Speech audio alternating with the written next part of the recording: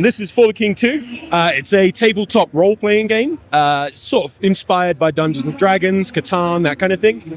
You kind of take a party of 4 characters. You can either play alone or with up to 4 people in local or online co-op.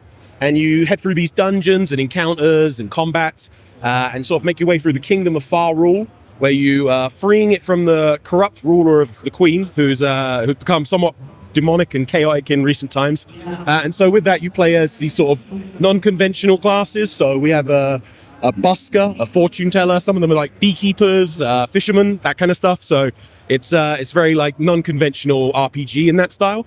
But it's a sort of quirky, almost Fable-like RPG for 4 players. And it's available on Steam, Xbox and PlayStation with crossplay. Out now already. It came out in 2023. We just released our latest DLC last month, and then we'll have a whole bunch more coming in the year. We're about 13 people, and we're based out of Vancouver as well. And what engine do you use? We use Unity. Perfect. And do you have a press kit? We do online. Yeah, we have it, or you can reach us on media@ironoakgames.com. Amazing. Awesome.